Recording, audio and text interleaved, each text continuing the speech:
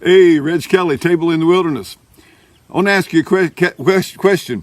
Can you wear political apparel into a voting poll when you go to vote? Can you wear a Trump hat? Can you wear a Biden hat?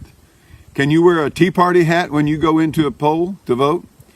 Well, this past August, I went in to vote at our local area here in Missouri, and I had on this hat right here. And I've wore these hats all year long. I've got 2 Trump hats, and I wore this hat right here. You know what I was told to do? I was told to take my hat off. Well, Trump wasn't even on the ballot. I wasn't campaigning. And I said, well, show me the statute where I have to take this hat off. And so we went and looked at their statute on their outside of the deal. It didn't say anything about it. Well, they said that's what we've been taught to say. That's what our training told us, that we couldn't allow that. I says, well, I want to see the statute where it's against the law for me to wear this Trump hat in to vote. So anyway, long story short, they let me vote. But we did some research. My wife, she looked it up. She did some research, and she found out something. That in 2018, and you can look this up, that the Supreme Court ruled 7-2 that you cannot be prohibited from wearing any kind of apparel when you go vote. Now, they ruled that they can keep you from campaigning. Especially if you're a candidate or working for a candidate, they can set perimeters. But if you're just coming in to vote, they can't keep you from wearing apparel. That's a 7-2 Supreme Court ruling in 2018. It started in 2010. It's called Minnesota Voters Alliance versus Mansky.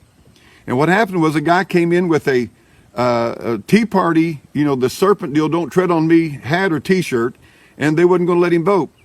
Well, they wound up letting him vote, but anyway, they were going to give him a bunch of trouble. Well, they wound up going to court over it. And that was in 2010. In 2018, the Supreme Court ruled in his favor. And you need to read this. So if they tell you that you can't wear apparel into a voting booth, they're wrong. They're not telling you the truth. And what bothers me is that poll workers are being trained. I don't blame the poll workers. I'm not mad at poll workers. They're just doing what they were told. But that's a problem. You always want to check out, is it the law? Is it constitutional? Is it right? And by the way, some issues, is it biblical when somebody tells you you can't do thus and thus? Okay? We're being shoved and corralled in this country into just saluting and clicking our heels and saying Heil Hitler every time the liberals tell us to do something. And I'm tired of it. So I want you to know this. This is ruling the Supreme Court. Now, the Supreme Court is not right about everything, and I don't say they are, but that is a Supreme Court ruling. Everybody else has to live by it. And they ruled that they cannot keep you from wearing political apparel if you're just going in to vote and you're leaving. Now, if you stand around and say, hey, everybody, I want you to vote for this guy, that's another thing. That's different. And they make a distinction between that. So in all honesty, now I don't know what's going to happen here in November, but in all honesty, if you walk in to vote and they tell you you've got to take off that T-shirt or take off that hat that's got let me just say this. What about if it just says Make America Great Again? What about that?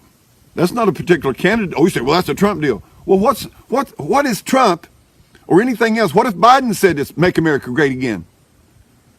What's wrong with Make America Great? What about if I walk in and have a Black Lives Matter shirt on?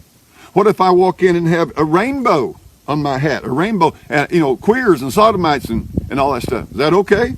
What about if I have an NRA, National Rifle Association? They're all political. What if I walk in with All Lives Matter on my T-shirt? All Lives Matter. What if I walk in and have a T-shirt with my fist raised up? What about if I walk in with the U.S. flag? What if I have the Pledge of Allegiance? What if I walk in with a cap that says ACLU? What if I walk in and it says NAACP? What if I walk in and it says PETA, P-E-T-A? What if I walk in and have a big Me Too across my chest? All of those organizations have political ramifications. That's what they're in. They're in politics. And so what's happening is there's being selective about whose politics can be brought in.